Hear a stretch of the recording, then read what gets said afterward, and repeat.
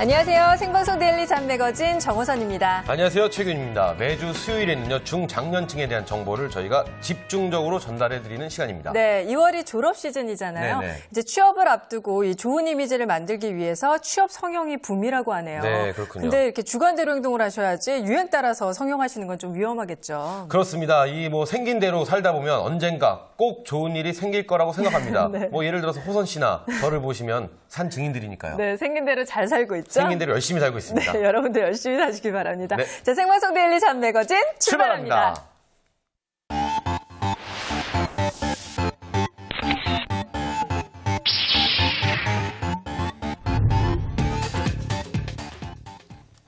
네, 랭킹을 통해 취업 시장을 분석해보는 취업 랭킹 5순위 시간입니다. 네, 취업 랭킹 5순위는 업종별 혹은 기업별로 저희가 순위를 매겨보는 시간인데요. 오늘은 중장년층을 위한 순위로 준비를 했습니다. 네. 한국직업능력개발원 박천수 박사 자리했습니다. 안녕하세요. 안녕하세요. 네, 반갑습니다. 네, 중장년층 취업 랭킹 5순위. 오늘은 어떤 주제로 살펴볼까요?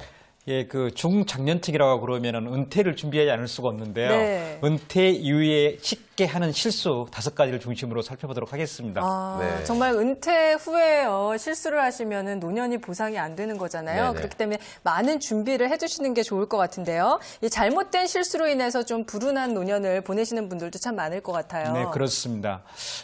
보통 은퇴 그러면은 아주 멀게 느껴지지만 중장년층에게는 굉장히 시간이 빨리 가기 때문에 미리미리 준비해서 알아둘 필요가 있는데요. 네. 이걸 만약에 잘못하게 되면 이제 굉장히 노년이 어려워지는 거죠. 네. 되게 항원 이혼하게 되면은 젊어서 실수를 했기 때문에 노인이 돼가지고 이혼을 하는 걸로 생각을 하시는데 사실은 그건 아니고요. 젊어서 실수를 하는 것은 그냥 지나가는 것이고 모든 실수를 할 수밖에 없지 않습니까? 네. 살다 보면은 그게 문제가 아니고 이제 노년의 은퇴 이후에 그런 관계 설정을 잘못해서 되게 발생하거든요. 네. 그래서 굉장히 중요한 이수라고 할 수가 있겠죠. 맞습니다. 네, 그렇군요. 이 술 실수, 말 실수보다 조금 더 살벌한 실수. 바로 은퇴 후 많이 하는 실수인데요. 네. 자, 바로 5위 한번 알아보죠. 5위는 뭔가요? 예, 가족 관계에서 발생하는 문제라고 할 수가 있겠는데요. 네.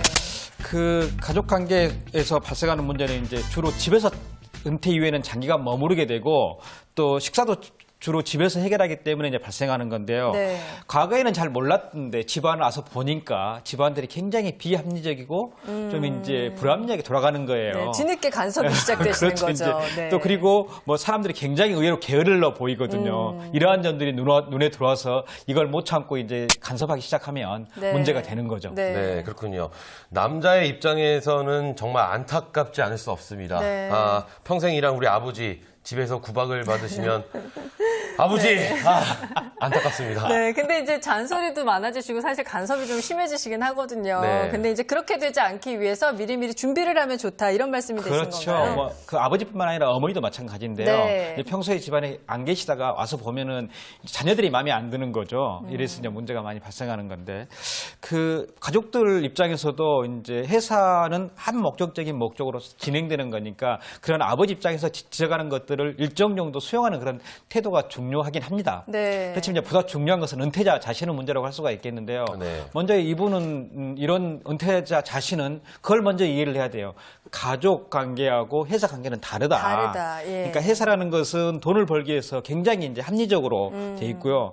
또 회사는 되게 은퇴하실 정도 되게 되면 굉장히 이제 고위직에 있었기 때문에 다른 사람이 전부 이제 부하였던 거죠. 네. 근데 이제 가족 관계에서는 부하가 아니에요. 네. 지시하면은 따르는 그런 관계가 아니거든요. 네, 수평 관계로 예. 보셔야 되는데. 그다음에 이제 자신도 사실을 알고 보면은 자신도 굉장히 이제 불합리하고 게을른 측면이 있거든요. 네. 이건 이제 인정하지 않고 다른 사람은 그런 단점만 보이는 이런 것도 상당히 문제를 야기한다고 할 수가 네. 있겠습니다. 네, 저희가 그 그렇군요. 인정을 쉽게 하지 않는 부분이요. 참 많은 문제를 초래하죠. 어쨌든 첫 번째 랭킹부터 저는 우울합니다. 네.